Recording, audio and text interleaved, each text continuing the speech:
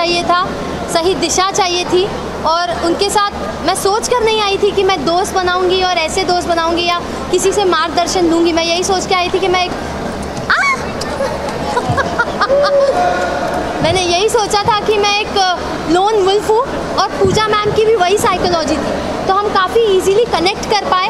और धीरे धीरे मैंने रियलाइज़ किया कि अगर मैं उनके फुटस्टेप्स पर चलूँगी तो मेरे लिए बेहतर होगा, ना ही गेम में बल्कि पूरी ज़िंदगी में। आप कितना खुश हो?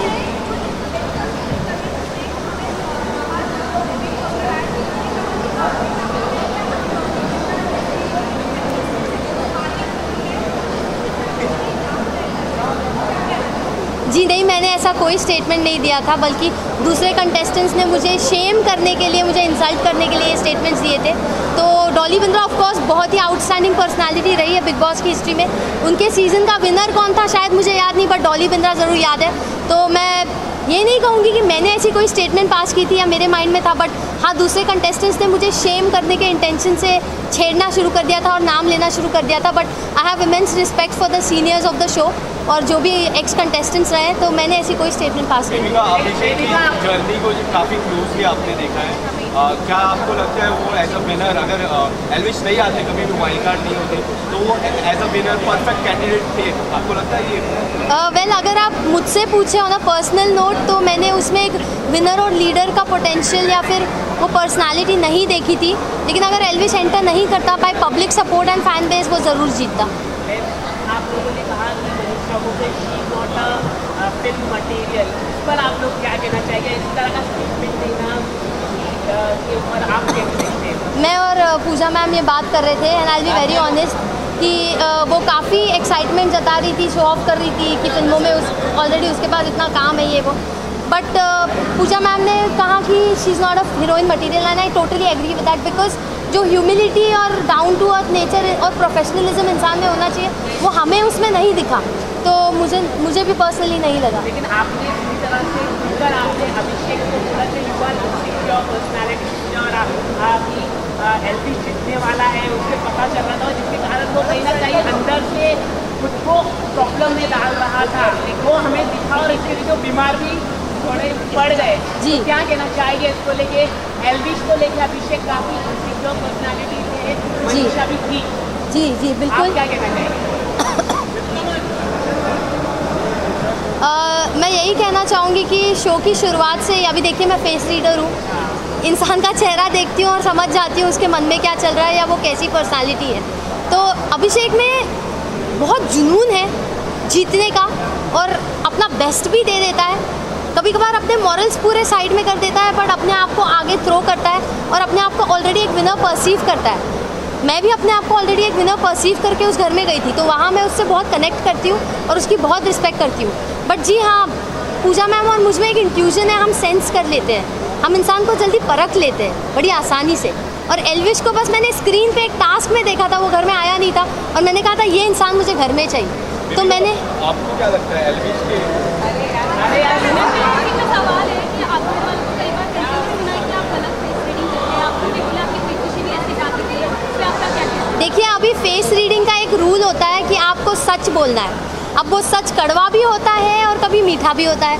तो जिसको अपने बारे में बोली गई चीज़ या बात पसंद नहीं आती, वो उसे अक्सर गलत समझते हैं और ईगो में आके और अपनी सेल्फ रिस्पेक्ट पे आ जाती है, तो हाइपर हो जाते हैं। और अभिषेक का उसमें रिएक्शन सबसे ज़्यादा दिखा है। तो मुझे नहीं लगता है कि मैं गलत फेस रीडिंग करती हूँ। हाँ, एस्टिमेशन मेरे थोड़े इधर उधर हो सकते हैं, वो भी बहुत छोटे मात्रा में, बट गलत तो नहीं कह सकती, क्योंकि इवेंचुअली वक्त के साथ ही आपको पता चलेगा। एल्विश में मैंने हमेशा पोटेंशियल देखा था और मैं हमेशा सोचती थी एल्विश जीतेगा कंपेयर टू अभिषेक, तो वो हुआ है।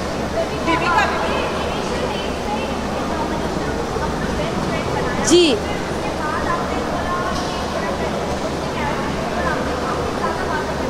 जी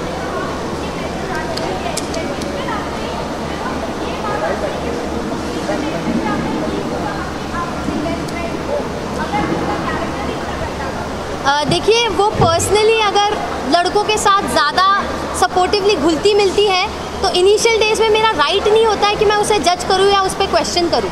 मैं एक कंप्लीट स्ट्रेंजर थी, वो एक कंप्लीट स्ट्रेंजर थी। और वो उसका यूएसपी है, उससे उसने अपना पूरा करियर बनाया है, जहाँ पे मैंने ये नहीं कहा तेरा कैरेक्टर गंदा है, मैंने ये कहा कि तू लड़कों के साथ मेल फ्रेंडशिप को ज़्यादा वैल्यू देती है और फीमेल फ्रेंडशिप्स की तेरी नज़रों में कोई कदर नहीं, और तू हमेशा लड़के लड़के करती रहेगी, तो जो फीमेल फ्रेंडशिप में जो पावर और जो एसेंस होता है ना वो तू गवा देगी। तो उसने अपने कैरेक्टर पे ले लिया, तू लड़का लड़का कैसे बोल रही है। तो मेरा कभी वर्ड ये नहीं था कि तेरा कैरेक्टर गंदा है, मैंने यही कहा था कि फीमेल फ्रेंडशिप्स की वैल्यू करो। मैंने ज़िंदगी भर वैल्यू की है, मेरी ज़्यादातर फ्रेंड्स फीमेल्स रही हैं, और बिलीव मी वो आपको लाइफ में जहाँ ले जाएगी, जिस दिशा में ले जाएगी, आप आगे पहुँच जाओगे। तो वही मैं समझा रही थी। तो इनिशियली जब मैं उससे मिली थी मुझे एक नेक दिल अच्छी लड़की दिखी थी उसमें, बट इवेंचुअली जब उसने मौका परस्त होकर अपनी दोस्ती बदलना शुरू किया और मुझे लिटरली डिस्कार्ड करना शुरू किया, तब मुझे रियलाइज़ हुआ कि उसने अपना गेम शुरू कर दिया है। और पहले ही हफ्ते में उसके मुंह पे मैंने किचन में बोला था गेम शुरू हो गया क्या तेरा, उस पर वो बहुत चिढ़ गई थी। तो जब जब मुझे जो चीज़ सेंस हुई मैंने मुंहफट होकर बोला है, कुछ मन में नहीं रखा है। कृतिका, मनीषा ने आपको अभिषेक के बारे में कहा था कि अगर ऐसा हो तो इस पर आपने जब से डिस्कस करते हुए कहा कि वो तेरे होते में वो इतनी इनसिक्योर हो जाती है कि बाहर जाने के बाद भी वो सिक्योरिटी कायम रहेगी। डज दैट मीन कि आप रियल में अभिषेक के लिए फील करती हैं और आगे आप क्या आगे जाके आप डेट करेंगे अभिषेक की शादी या तो देखिए अभिषेक के साथ मेरी बॉन्डिंग काफ़ी टॉक्सिक रही है, वो पूरी दुनिया ने देखा है। और अभिषेक की जो पर्सनालिटी है ना वो इतना डोमिनेंट, इतना एग्रेसिव और ओपिनियनेटेड है, और मैं भी डोमिनेंट, एग्रेसिव और ओपिनियनेटेड है, उसमें मुझे बहुत सिमिलैरिटीज़ है। तो दो स्वॉर्ड्स, दो तीर कमान एक साथ रहेंगे तो युद्ध तो होगा, घमासान युद्ध होगा। तो अगर वो उस युद्ध के लिए तैयार होता तो वो मुझे अप्रोच करता, बट ऐसे मर्दों को ना अक्सर वो चुपचाप रहने वाली, थोड़ी मंद बुद्धि सी, थोड़ी शांत स्वभाव की, थोड़ी हाँ में हाँ मिलाने वाली लड़कियां पसंद आती है। तो मुझे नहीं लगता मैं किसी को पसंद आऊँगी, जो ऐसे मर्द होते हैं मुझे नहीं लगता मैं अभिषेक को पसंद हूँ। तो उस एंगल में मैंने कभी सोचा नहीं है। माफी भी मांगी लेकिन आप मतलब आपने माफी नहीं दी, ऐसा क्यों? आपने मतलब आपको वैसे नहीं, लेकिन आपने अंदर माफी नहीं दी। देखिए आने के बाद बहुत शांत हुआ, क्या वजह है? देखिए एल्विस ने पहली बार में ही मुझे देख के कहा था ये ढीठ है। तो अगर मैंने एल्विस को परखा था, उसने भी मुझे कहीं परखा था कि मैं ढीठ हूँ। तो उसने काफ़ी हद तक माफ़ी मांगी थी, लेकिन प्रॉब्लम ये थी ना, जब मैं किसी का बर्ताव दोहराते हुए देखती हूँ तो मुझे वो गलती नहीं, मुझे वो उनकी आदत या फितरत नज़र आती है। और एल्विस का वही रूप अविनाश के सामने भी बार बार निकल के आ रहा था झगड़ों में। तो वहाँ पे मेरा एक सेंस ऑफ गार्ड ऊपर हो गया और ट्रस्ट इश्यूज बिल्ड हो रहे थे। बट सलमान सर ने जब हमें समझाया, मैं सलमान सर की सुनती थी, मेरे डैड की और पूजा मैम की, तो सर ने बहुत ही अहम बात बोली कि बेबिका को इतनी गलतियों के लिए सबने माफ़ किया, बट उसकी अकड़ देखो वो किसी को माफ़ नहीं करती। वो बात मुझे दिल पे हिट हो गई और मैंने रियलाइज़ किया हाँ इस घर में मैंने क्या कुछ किया है, किसी का दिल तोड़ा है, किसी को मुंहफट होके बहुत कुछ बोला है, मेरी ज़बान को कैची माना जाता था घर में। तो सच में लोगों ने मुझे माफ़ किया, बट मैं जब किसी को माफ़ करने पे उतर रही हूँ तो मुझ में क्यों इतना ढीठपन आ रहा है। तो सर ने बहुत ऑन पॉइंट बात बोली और वो सीधा मुझे दिल पर रियलाइज़ हुई।